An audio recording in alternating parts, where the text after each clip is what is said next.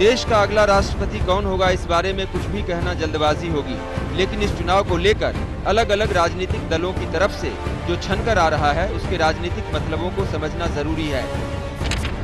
BJP नेता सुषमा स्वराज ने जिस तरह हामिद अंसारी और प्रणब मुखर्जी के नाम खारिज किए हैं उसके कई मतलब हो सकते हैं। पहला तो ये हो सकता है कि चूंकि तुमने भैरों सिंह शेखावत को राष्ट्रपति नहीं बनने दिया था, इसलिए हम हामिद अंसारी को राष्ट्रपति नहीं बनने देंगे। दूसरा मतलब ये हो सकता है कि पार्टी महज 5 साल के बाद ही एक मुस्लिम को यह पोस्ट नहीं देना चाहती हो और इस रेस के लिए एपीजे अब्दुल कलाम का नाम इसलिए जिंदा रखा जा रहा है ताकि कोई यह नहीं कह सके कि बीजेपी को मुस्लिम नाम से समस्या है। तीसरा मतलब यह है कि अगर अब्दुल कलाम का नाम आगे बढ़ ही जाए तो फिर बीजेपी को मुस्लिम नाम से भी कोई एतराज इसलिए नहीं होगा क्योंकि माना जाता है कि कलाम साहब को राष्ट्रपति बनाने में एनडीए का ही सबसे बड़ा रोल था और वो उसी की सरकार के दौरान राष्ट्रपति बने थे।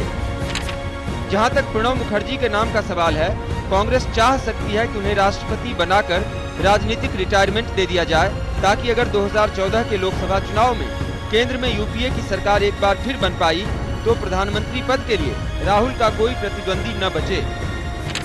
जब तक प्रणब मुखर्जी सक्रिय राजनीति में हैं, तब तक कांग्रेस को ये डर सताता रहेगा कि मनमोहन सिंह के बाद कौन।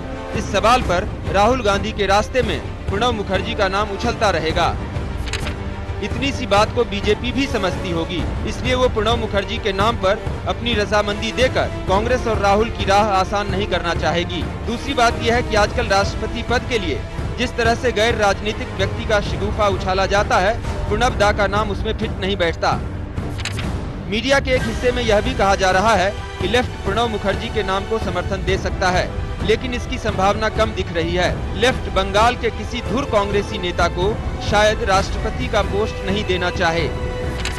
लेफ्ट सूत्रों से मिली जानकारी के आधार पर हमें ऐसा लगता है कि अभी उन लोगों ने किसी नाम पर गंभीरता से विचार किया ही नहीं है। लेफ्ट इस पोस्ट के लिए आम सहमति से नाम तय किए जाने के पक्ष में है।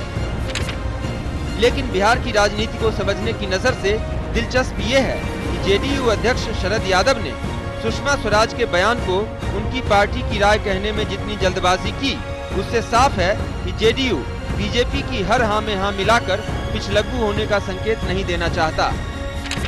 सैम पित्रोदा और एसवाई कुरैशी जैसे नामों की भी चर्चा है, लेकिन अंतिम मुहर चाहे जिसके भी नाम पर लगे, सारे राजनीतिक दलों की अघोषित इच्छा ये है कि राष्ट्रपति एक ऐसा आदमी बने जो रबड़ स्टाम्प होने की परंपरा को पुष्ट कर सके।